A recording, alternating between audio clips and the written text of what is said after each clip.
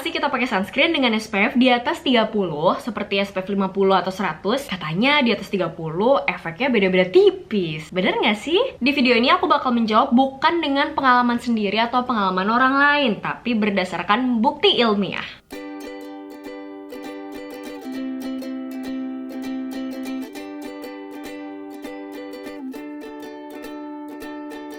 Hai guys, welcome to my channel, Claren Heights. Ada sebagian dari kita yang lanjut libur sekolah, libur kuliah sampai ntar. Tapi ada juga yang udah masuk, ada yang udah kerja indoor maupun outdoor kerjanya. Apapun itu, selama masih ada matahari, kita harus pakai sunscreen. Pertanyaannya, seberapa besar sih SPF yang kita perlukan? Bener nggak kalau SPF di atas 30 itu efeknya beda-beda tipis dan nggak terlalu ngaruh? Tapi sebelum kita mulai, subscribe dulu dong ke channel aku. Tinggal diklik dan gratis. Bantu jadiin channel aku channel kesehatan dan kecantikan nomor 1 di Indonesia, oke? Thank you!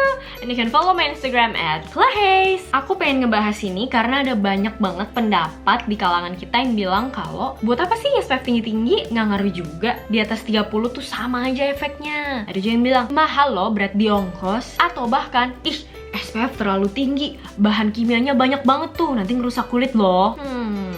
Pertama-tama, buat kalian yang masih bertanya apa sih bedanya sunscreen dan sunblock, aku udah pernah bikin videonya ini. Disitu udah aku jelasin semua fungsinya, jenis-jenisnya dan segala macam. So probably before kalian nonton yang ini, ada baiknya kalian nonton yang itu dulu, atau ya selain nonton yang itu. Yaudah lah ya, gitu pokoknya. Kita mulai dari SPF. SPF stands for Sun Protection Factor. Itu adalah angka yang mengukur seberapa lama sunscreen tersebut membantu melindungi kulit kita dari matahari, radiasi UVB. Kenapa harus dilindungi dari radiasi UVB? Karena ini adalah radiasi yang paling sering menyebabkan kerusakan di lapisan terluar kulit, yaitu epidermis, dimana itu adalah tempat paling sering terjadinya kanker kulit. Jadi simpelnya SPF itu adalah seberapa lama kulit kita akan terbakar sinar UV dibanding kalau kita nggak pakai. SPF 15 artinya kita bakal tahan 15 menit lebih lama sebelum kulit kita terbakar dibanding kalau kita nggak pakai. SPF 30 berarti kita akan tahan 30 menit lebih lama di bawah matahari sebelum kulit kita terbakar dibanding kalau kita nggak pakai sunscreen. Oke, so sekarang udah dapat gambaran dan arti dari SPF ya. Sekarang aku mau nunjukin kalian grafik ini. Ini adalah grafik yang menggambarkan besarnya SPF dan perlindungan kulit yang diberikan. Dari grafik ini kita bisa lihat kalau nggak beda-beda jauh lah ya, tuh lihat tuh. Perlindungan yang diberikan antara SPF 30, SPF 50, SPF 65 itu bahkan hampir ngebentuk kayak garis lurus ya, naik dikit, tapi yang pasti nggak signifikan gitu loh. Jadi rumornya seringkali bilang udahlah SPF 30 aja cukup. Malah katanya SPF yang di atas 30 itu terlalu banyak bahan kimianya, bisa bikin alergi, bikin kayak nggak cocok gitulah, iritasi kulit, jerawat dan lain sebagainya. Bener nggak sih? Faktanya sebagian besar orang tidak mengaplikasikan sunscreen sesuai dengan cara yang benar, sesuai dengan prosedur yang standar di settingan penelitian dan settingan laboratorium, dimana data grafik tadi itu didapat di lingkungan penelitian. Dalam arti udah dipatok semua tuh sempurna gitu loh pemasangan SPF-nya. Nah, gimana cara masang SPF yang benar menurut settingan penelitian?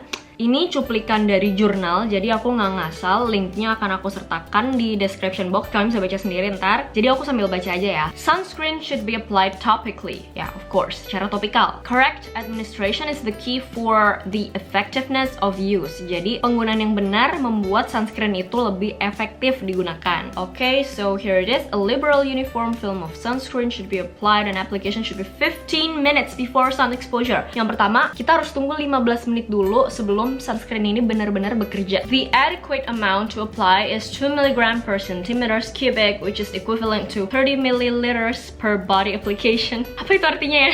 Pokoknya intinya harus banyak dan tebal, nggak boleh irit-irit, hemat-hemat, tipis-tipis. Sunscreen should be reapplied every 2 hours and after sweating or swimming. Sunscreen harus di-apply ulang setiap 2 jam sekali. Juga tiap kalian keringetan, karena kalian ngusap gitu, sunscreen itu hilang. Dan kalau kalian berenang, ya jelas lah ya, keringetan aja harus di-apply ulang gitu, apalagi kalau berenang basah. Itu adalah cara pemakaian sunscreen yang benar untuk settingan lab, settingan penelitian, dan standar untuk membuat grafik tersebut. Jadi kalau di grafik yang aku tunjukin tadi, efek antara SPF 30 ke atas itu nggak terlalu beda jauh. Tapi yang harus kalian tahu, grafik ini diperoleh dari cara pemakaian sunscreen yang sesuai dengan settingan penelitian. Artinya pemakaiannya super sempurna, sesuai dengan kayak poin-poin yang tadi aku bilang. Kenyataannya banyak dari kita, bahkan hampir semua orang itu nggak pernah mengaplikasikan sunscreen sesuai dengan prosedur yang benar. Ada aja lah misal keringetan, nggak apply lagi, dan nggak mungkin dong ya, aku nggak pernah sih ngeliat orang bener-bener apply sunscreen tuh 2 jam sekali, hapus makeup dulu dan sebagainya. Atau kalau kalian sholat, kalian wudhu pakai air terbilas dan kalian nggak apply lagi, bahkan biasanya makainya tuh tipis-tipis aja gitu biar hemat, irit. Pokoknya nggak sesuai dengan instruksi. Nah, otomatis kalau seperti ini cara pemakaian kita, nggak bisa dong kita bandingin efeknya sesuai dengan grafik tadi. Karena dengan cara aplikasi yang seperti ini, otomatis efektivitas dari sunscreen kita itu berkurang. Jadi seandainya kalian tuh pakai sunscreen SPF 30, nah dengan aplikasi yang seperti ini kalian tuh cuma dapat efek dari SPF 15. Actually that's what it said di jurnal penelitiannya. So in real life world, dalam kehidupan nyata, SPF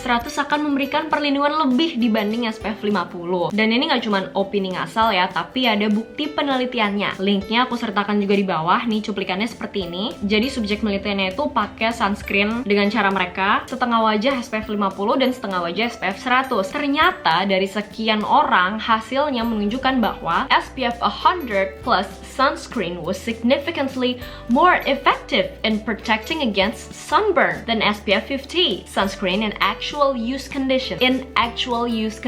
Ini diambil dari American Academy of Dermatology, yang artinya bilang kalau SPF 100 itu memberi perlindungan yang jauh lebih signifikan dan efektif dibanding SPF 50 dalam pemakaian sehari-hari. Jadi perlu nggak nih pakai SPF di atas 30? Ya perlu, kalau kita cara pakainya masih nggak sesuai dengan prosedur yang sebenarnya. So the choice is in your hand. Pilihannya adalah either kalian mau pakai SPF yang udahlah cukup 15 atau 30 aja, tapi kalian harus apply berulang-ulang tiap 2 jam sekali, tiap abis keringetan dan abis berenang atau kena air atau wudhu. Atau kalau kalian sedikit mager, kalian bisa pakai SPF yang lebih tinggi supaya memberikan perlindungan yang lebih ekstra, walaupun kalian mager ngulang sesering yang ini. Jadi ya begitulah guys, sampai sekarang masih banyak penelitian yang sedang dan akan dilakukan terkait dengan sunscreen, skin cancer. Namanya ilmu kedokteran pasti akan berkembang terus, nanti bakal ada info baru lagi tentang sunscreen dan lain sebagainya. Tapi yang harus kalian ingat, jangan cuman bergantung pada sunscreen. Bantu dengan pakai baju-baju